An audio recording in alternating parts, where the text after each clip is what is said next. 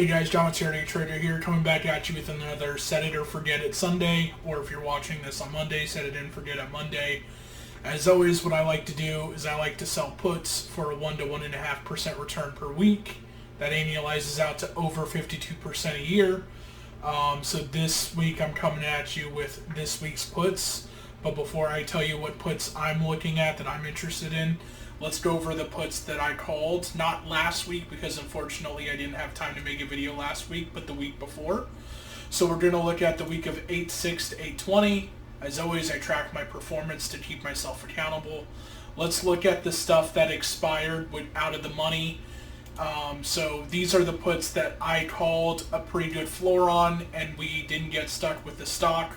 We kept the premium free and clear. I had called ASO, Smith & Wesson, Marathon Digital, MVIS, Riot, Viacom, Workhorse. I had called Accurate Floors. All of these expired out of the money. As you can see, for instance, I called a strike price of 36. The market ended at 37.08. You would have, if you had invested in this put, if you had sold this put, you would have got a 1.5% return. So that's one example. You'll see that of all these puts, the premium ranged from 0.5% almost to over 3.5%. The 0.5% was on Smith & Wesson. The 3.5% was on Riot. So if you'd sold any of these puts, you would have got easy money. Now let's look at the puts that expired. They didn't expire. They were exercised because I didn't call an accurate floor. So the ones that I didn't call an accurate floor are Blink, Fubo, Gevo, Halliburton, Six, Tupperware, and Robinhood.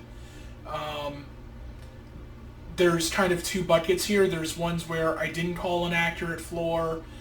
If I'd sold the put, I would have got exercised. I would have been stuck with SOC, and I would have been able to sell for still a profit and get out of the position. And then there's another bucket where I would have got stuck with the stock, but the price dropped so far that it dropped below our basis, and I had to hold on to the stock for a week. So let's look at the first bucket because that'll be, it'll flow better. So let's look at the ones that you were able to sell if you had sold these puts. Blink and Gevo, I had called strike prices of 31 and 5. It ended up the stock being slightly less than 31 and slightly less than 5. If you had sold these puts at the strike price I recommended, and you would have at the premiums I would have recommended, your basis, which is the strike price, what you bought it for, less what you were paid to sell the contract, your basis would have been 30.30 and 4.83. If the stock price was 30.71 and 4.98, you would have gotten out of it making 41 cents profit on Blink and 15 cents profit on Gevo, which comes out to be a 1% return or a 3% return on each of these. So these are the ones that, even though I didn't call an accurate floor, there was still enough premium. You earned enough money selling the contract that you were still able to exit the position with some profit. Now let's look at the ones that I didn't call, if you had sold these puts, you wouldn't have been able to have exited the position right away. So these are the ones where you got stuck. If you had sold these puts, you see that your basis would have been 25.77, 19.33, 39.70, 22.80, 44.70, and the stock prices were all below. The ending price Friday was all below what you had paid for. So you're up here. This is what you can pay for it. You don't want to sell it because you'll have a loss. So in these situations, I recommend you hold on to the stock and sell a call.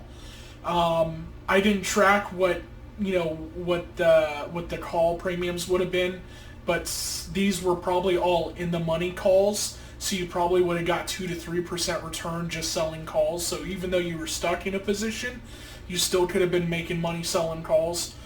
And even if you didn't sell if you didn't sell calls to make money, if we look at the beginning of this week, where is it? Right here. Yep. So the beginning of this week, remember this is our same information from all the way over there. You'll see it's just referencing to the left here. So you couldn't have exited the position Monday, but as of this Friday, The stock prices were 27.05, 20.55, 19.41, 23.71, and 46.87. So you could have exited the position profitably this week.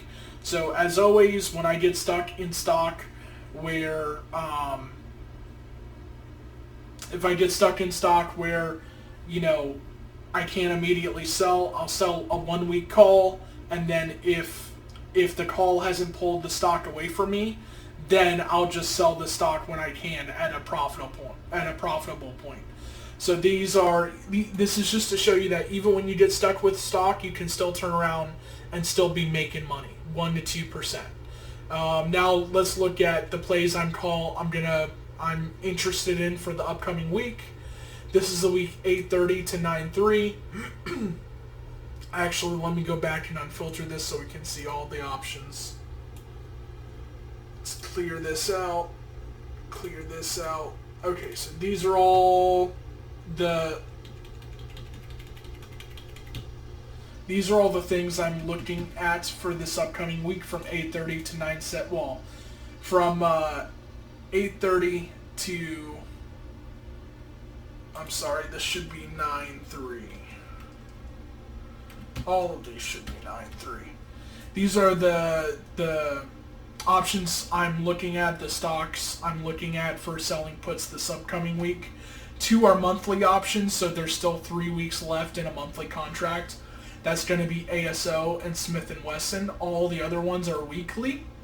I have various strike prices, 19, 19, 5, or I'm sorry, that's days, I'm sorry. 41, 22, 50, 30, 26, 20, 38, 14, 37, 50, 40, 23, 40, 46, 9. As always, this is Academy Sports and Outdoors, Smith & Wesson, Blink, Fubo TV, Gevo, Halliburton, Marathon Digital, Microvision, Riot, Six Flags, Tupperware, Viacom, Robinhood, Workhorse. I gave you various chance of profitability calcs from 71% all the way up to 80%. As always, this is a percentage. I don't create it. I get it from a third-party website where they calculate the chance of profit on naked puts.